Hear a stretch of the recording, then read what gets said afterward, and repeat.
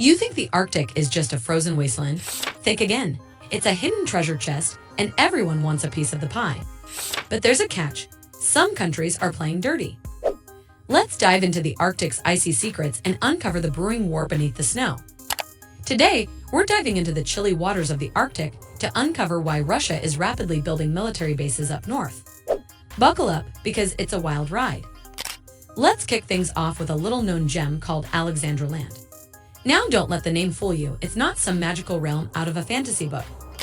This tiny piece of land, just over 1,000 square kilometers in size, packs a punch with its strategic importance. Imagine an airstrip stretching 2.5 kilometers long, advanced radar systems scanning the skies, and rumors swirling about a super-secret missile called the Kinzhal lurking in the shadows. But here's the kicker. Just a few years ago, this place was just a patch of ice. Can you believe it?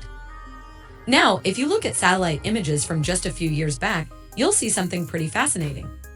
Massive Russian cargo ships hauling tons of construction materials started flooding into the Arctic. This isn't just a spontaneous DIY project, folks. Russia's building military bases, and the world is watching with raised eyebrows. But why? Well, it's all about the Arctic Sea. This isn't just any body of water. It's packed with natural resources. Think about it. Around 90 billion barrels of oil, 1,600 trillion cubic feet of natural gas, and 10% of the world's fisheries. That's a whole lot of treasure under the ice. What's even more intriguing is that the Arctic is melting. Yup, you heard me right. As the ice thaws, new shipping routes are opening up, dramatically changing how goods travel. Imagine cutting the distance from Asia to Europe by a whopping 40%. It's like finding a secret shortcut that no one knew about. But here's the thing, this newfound access is sparking a race among countries to stake their claim. So, who gets to claim what? Most countries rely on the UN Law of the Sea, which states that a country's territorial waters extend 200 miles off its coast. This area is known as the Exclusive Economic Zone, EEZ.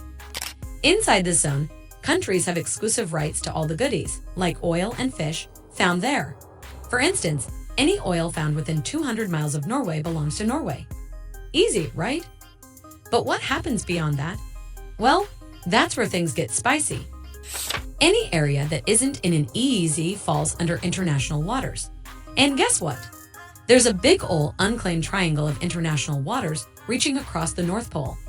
This is like a gold rush, but instead of gold, it's about proving who owns what through geological evidence.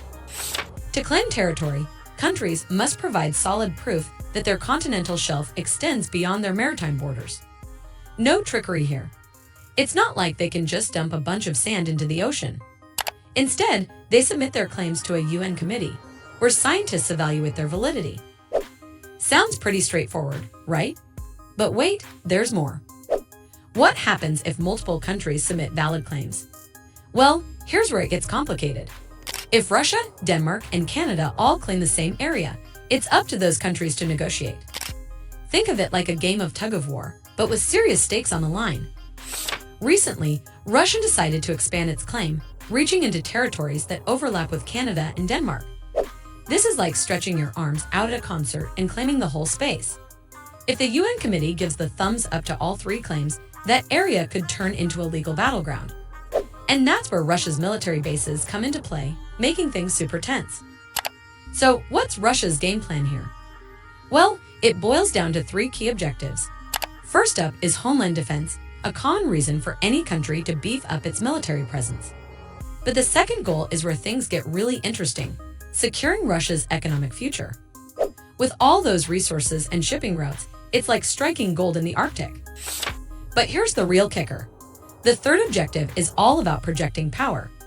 Russia wants to show the world it means business, and so far, they're pulling it off quite well. Let's break down what Russia has built in the Arctic. They're not just throwing together some tents and calling it a day. We're talking 10 air defense radar stations, 13 airfields, 16 deepwater ports, and even more on the way. One of these revamped locations is Sredny Ostrov in Severnaya Zemlya. This place used to be a forgotten airbase, but now it's back and better than ever, serving as a launchpad for Russian bombers. Talk about a glow-up.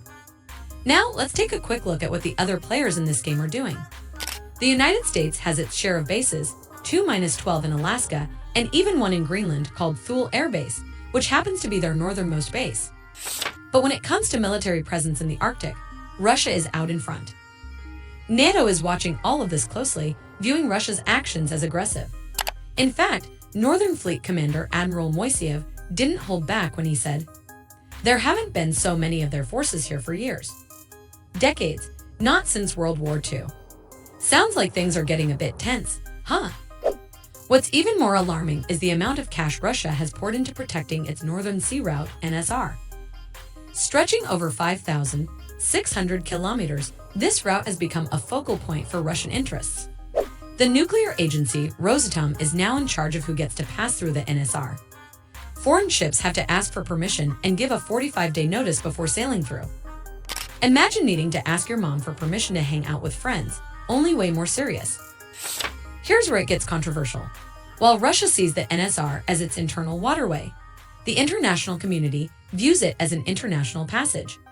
This has created a bit of a rift, with Russia flexing its military muscles to assert its claims. They've set up sophisticated radar systems and air defenses on islands like Kotelny and Novaya Zemlya. These aren't just decorations. They're designed to keep an eye on anyone trying to access what Russia considers its territory. Other countries are definitely not just sitting back and relaxing. NATO and the US have expressed their concerns about Russia's military buildup. Canada, Iceland, Finland, Norway, and Sweden have all joined the chorus, urging for restraint in military movements in the Arctic. It's like a bunch of friends telling a kid on a sugar high to calm down. It's serious business. During a Pentagon briefing, Press Secretary John F. Kirby made it clear that the US is keeping a close watch on the situation.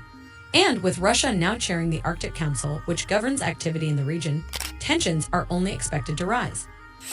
Interestingly, some nations, including members of the European Union, have started requesting integration into the Arctic decision-making process.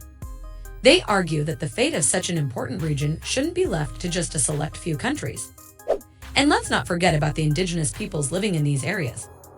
Their lives are directly affected by these geopolitical games, and they're speaking out too. They want their voices heard in this critical discussion about the Arctic's future. On the flip side, Russia's Foreign Minister Sergei Lavrov firmly asserted, "The Arctic is our territory, our land." To back up this claim, Russia even sent a submarine to the North Pole to plant a Russian flag on the ocean floor.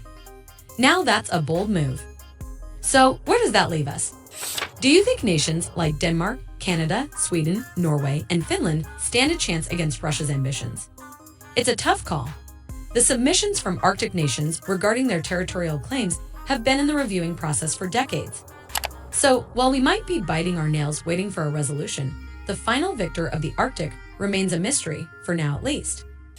In conclusion, the Arctic is turning into a high-stakes battleground where countries are trying to stake their claims on valuable resources, vital shipping routes, and strategic military positioning. As the ice melts and opportunities arise, the tension is heating up faster than a hot cocoa on a winter's day. So, what do you think? Is the Arctic just a frozen frontier, or is it the next big arena for global power plays? Keep your eyes peeled for more updates on this chilling yet captivating story. And as always, don't forget to like, share, and subscribe for more epic adventures into the world of global affairs.